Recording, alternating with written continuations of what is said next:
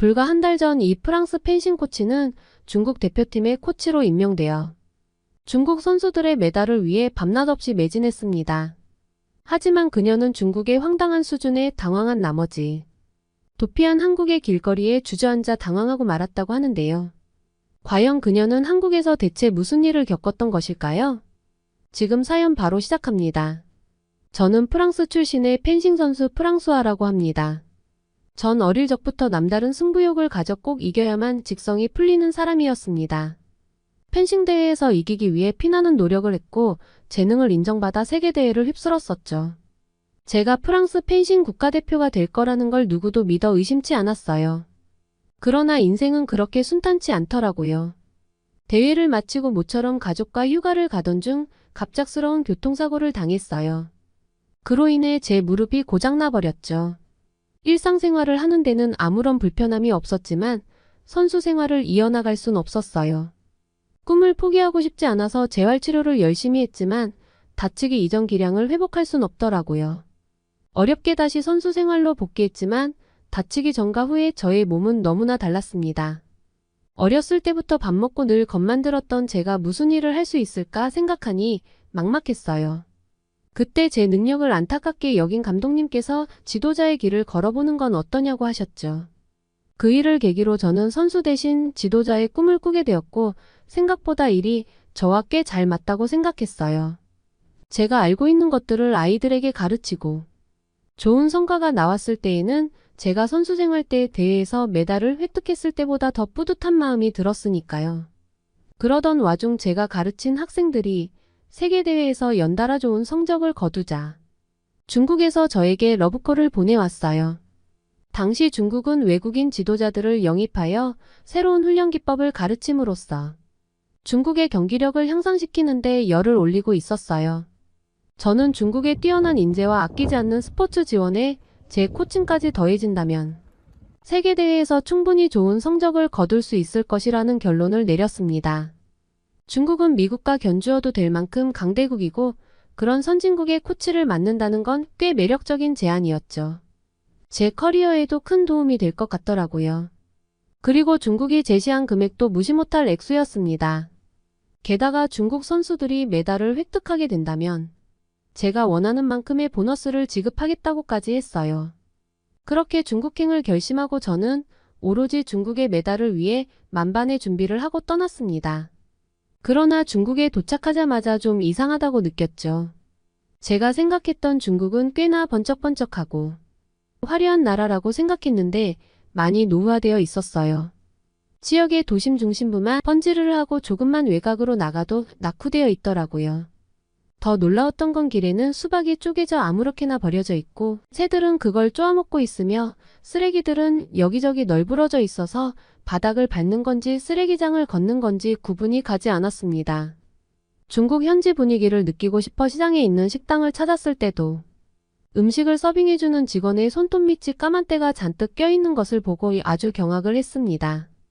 게다가 화장실은 더 충격적이었습니다. 0.5위안을 내고 들어간 화장실에는 칸막이가 허리까지 밖에 오질 않고 게다가 잠금 장치가 없더라고요. 프랑스도 화장실 사정이 좋지는 않지만 이 정도는 아니었어요. 아직도 이런 미개한 화장실이 있는지 놀랍기만 했습니다. 그래서인지 길에서 용변을 보는 사람들이 너무 많아서 눈을 어디에 둬야 할지 모를 정도였습니다. 그동안 저는 중국이 아시아를 뛰어넘어 전 세계에서 제일 부유하고 인구도 많은 나라라고 생각했는데 실제 중국의 길거리는 노숙자들은 기본이고 가게에 장사를 하는 주인들조차 돈이 없는 것인지 호시탐탐 저의 가방을 훔쳐가려는 사건도 몇 번이나 있었습니다. 그러나 제게 중요한 건 중국 선수들을 잘 가르치는 것뿐이라고 생각했기 때문에 학생들에게만 집중하기로 했어요. 제가 알고 있는 기술은 선수들에게 모두 전수해 주려고 했죠. 저는 학생들에게 비록 펜싱은 유럽에 뿌리 내린 스포츠로 종주국인 프랑스를 포함한 이탈리아, 헝가리, 러시아, 독일 등과 같은 유럽 국가가 메달을 독점해 왔는데 펜싱 신흥 강국들이 나타나고 있다고 했습니다. 중국을 포함한 최근 국제대회에서 잇따라 메달을 획득한 한국의 이야기도 해줬어요. 유럽의 나라들은 펜싱의 세계화를 반기면서도 편파 판정이나 오심으로 펜싱 신흥 강국들을 은근히 견제하기 시작하는데 초강대국 미국도 유럽의 나라와 붙으면 불리한 판정을 받기도 해서 한국의 대표들은 유럽 선수들과 경기하면 15점 승부가 아닌 17점에서 18점 승부를 각오하고 경기에 임하는 정도이고, 그랬기에 한국이 도쿄올림픽에서 아시아 강호인 중국을 꺾을 수 있었던 것이라고 말했죠.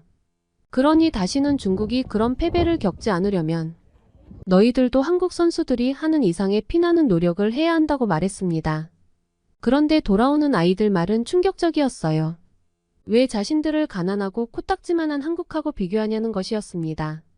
한국은 중국 역사를 다 베끼고 중국 땅을 자기 땅이라고 우겨대는데 왜 우리가 한국을 본받아야 하냐는 거죠. 중국은 정정당당한 나라기 때문에 남의 것을 베끼는 나라를 따라하기 싫다고요. 저는 프랑스인이기 때문에 한국과 중국 간의 세세한 역사까지는 모르겠지만 한국이 중국을 베꼈더라도 잘하는 건 배워야 하지 않겠냐고 했죠. 그날 저는 수업을 마치면서 선수들에게 펜싱 대회에 대하는 마음가짐에 대해서 간단한 조언 정도로 가볍게 말한 것이었는데 이렇게나 진지하게 반발하는 모습을 보고 적지 않게 놀랐습니다. 게다가 어느 날에는 중국인 학생들은 뜬금없이 저에게 중국에서 만약 한국인을 본다면 그들은 무조건 도둑질을 일삼는 사람들이니 피하라는 어처구니없는 말과 함께 심지어는 한국인들이 중국 전통 음식인 김치와 불고기를 자신들의 것이라고 우긴다는 잡담을 하기도 했는데요. 도대체 펜싱 코치인 저에게 왜 이런 잡담을 하는지 이해가 되지 않았던 저는 평소 한국에 관심이 있었던 한 코치에게 이 사실을 전달하게 되었고, 이내 중국인들의 모든 말이 한국을 향한 열등감에서 나온 거짓말이라는 사실을 알 수 있었습니다. 그들은 한국의 전통 음식이나 고유한 문화재들을 자신들의 것이라고 우기며 한국이 중국보다 못한 나라가 되길 바랬고, 심지어는 최근 들어 중국을 방문하는 저와 같은 외국인들에게 한국에 대한 거짓말을 하며 비판적인 여론을 만들고 있었던 것이죠.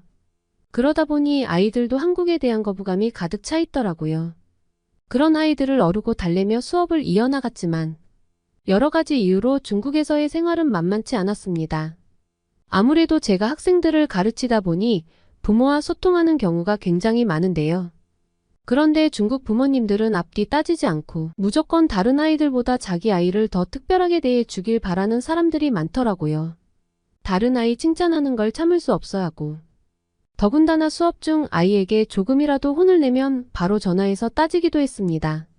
게다가 다른 학생이 눈에 띄게 실력이 좋아진 것을 보고는 왜 우리 아이는 그만큼의 실력이 안 나오냐고 윽박지르기 일쑤였어요. 또 괴로웠던 건 질서의 개념도 없는 아이들을 가르치는 게 너무 힘들더라고요. 이건 대부분의 중국인들에게 해당하는 것 같은데 중국에는 새치기를 하는 사람이 왜 그렇게 많은지 너무 궁금합니다. 심지어 그걸 단속하거나 제지하는 사람도 없고 마치 새치기 안 하면 손해인 것처럼 너나 나나 할 것 없이 틈만 나면 끼어드는 겁니다. 아주 이상한 질서 의식을 가졌더라고요. 그러니 그런 모습을 보고 자란 아이들에게 질서를 가르치는 건 거의 불가능해 보였고, 저는 펜싱을 가르치러 온 사람이지 질서를 가르치러 온 사람이 아니잖아요. 그런데 이건 펜싱 코치인지 예절 코치인지 모르겠더라고요. 낮 시간에는 질서 없는 아이들을 가르치느라 괴로웠고 저녁에는 부모님들의 항해 전화에 지쳐갔죠. 중국에서 10년은 늙은 것 같은 기분이었습니다. 계속 중국에 있다간 제가 스트레스를 받아 병이 날 것만 같았고 도저히 이 생활을 참을 수 없어 다가오는 계약 연장이 꽤 고민이 되더라고요. 그런데 중국의 에이전시에서 저의 상황을 눈치챘는지 어느 날 저를 불러 먼저 선제적인 계약 종료를 통보했습니다. 이유는 제가 한국인처럼 행동하고 이상한 여론을 형성해 중국 선수들 기량을 발휘하는데 방해가 된다는 것이었습니다. 저는 차라리 잘 됐다고 생각하면서 스스로 저를 위로했고 프랑스로 다시 돌아갈 짐을 꾸리고 있었어요.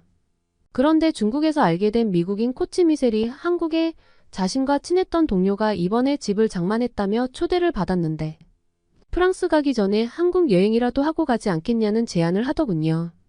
사실 곧바로 프랑스로 돌아갈 수도 있었지만 당장 프랑스로 돌아가도 딱히 할 것도 없었던 저는 미셀의 제안에 함께 한국으로 향했습니다.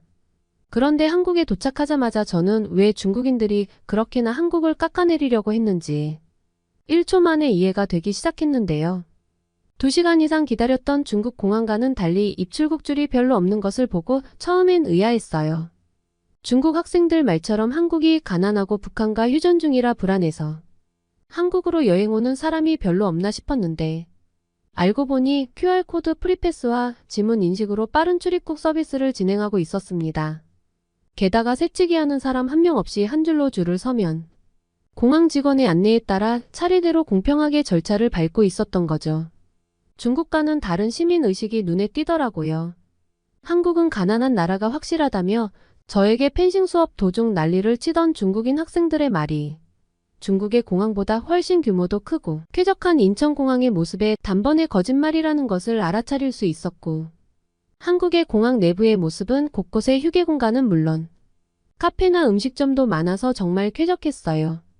이 건물 안에서만 모든 걸 다 해결할 수 있겠다는 생각이 들었죠. 공항에 이렇게 세련된 최신식 백화점까지 있다니 정말 설레었어요. 공항 내부와 백화점을 1시간 동안 둘러보다가 갑자기 꾸르륵 신호가 왔고 저는 화장실을 찾아 달려가기 시작했어요. 그런데 화장실 내부로 들어간 순간 어안이 벙벙해졌어요. 아니 분명 화장실 표시를 따라 들어왔는데 화장실이 아닌 것 같은 거예요. 손 씻는 곳만 있는 건가 싶었는데 너무 깔끔해서 제가 착각했던 거였죠. 초고급 호텔에서나 볼 수 있었던 화장실이었어요. 게다가 이렇게 좋은 화장실이 공짜라니 한국 사람들은 어떻게 이렇게 인심이 좋죠? 게다가 한국은 화장실 문이 있는 걸 넘어서 화장실 칸 안에 전부 비데가 설치되어 있더라고요. 같은 아시아인데 왜 이렇게 다른 걸까요? 공공 화장실부터 사회 전반적인 인프라까지 중국과 한국이 격차는 엄청나 보였어요. 중국이 한국을 따라잡으려면 정말 한참은 걸릴 것 같다는 생각이 들었거든요. 제가 태어난 프랑스도 꽤나 부유하고 강력한 나라라고 생각했는데 한국에 비하면 발끝만큼도 못 따라가는 것이 아닐까 싶은 생각이 들 정도였으니까요. 아시아에서 중국이 최고라고 생각했던 제가 너무 바보 같았던 거 있죠. 게다가 한국의 길거리를 본 순간 저는 제 눈을 의심할 수밖에 없었습니다. 쓰레기가 한 톨도 없더라고요. 중국에 있으면서 참기 힘들었던 건 중국 사람들은 정말 쓰레기를 아무렇게나 버리거든요. 분리수거라는 개념 자체가 없는 곳이었어요. 무조건 쓰레기를 한데 모아버리기 일쑤고 길에다 슬쩍 쓰레기를 버리는 사람도 정말 많았어요. 시민의식을 찾아보기가 어려웠죠. 그런데 한국은 달랐습니다.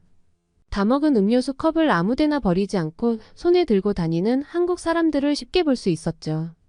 그리고 배고픔을 달래고자 들어간 한국 식당은 음식도 깨끗하고 정갈한 데다 서빙을 하는 직원들의 옷차림도 말쑥했습니다. 호텔 뷔페가 아닌 일반 식당에 갔음에도 손 소독제와 티슈는 테이블 근처에 놓아 자유롭게 사용하도록 되어 있었어요. 한국인들은 위생관념이 정말 철저한 것 같았습니다. 이 부분은 중국과는 감히 비교하고 싶지도 않네요. 무엇보다도 제 기억에 남는 것이 바로 한국 학생들이었어요.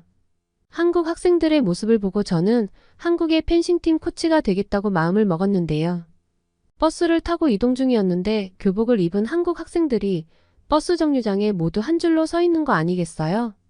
누구도 새치기를 하거나 질서를 어지럽히는 학생이 없었어요. 한국의 학생들의 질서의식은 잠깐 누구에게 보여준다거나 한두 번에서 나올 수 있는 게 아니에요. 아마 중국이었다면 줄은커녕 버스를 먼저 타겠다고 서로 몸을 밀치며 아수라장이 되었을 거예요. 심지어 이미 자리를 잡고 앉아있는 한 학생은 어르신이 타자마자 슬그머니 일어나 뒷자리로 가더라고요.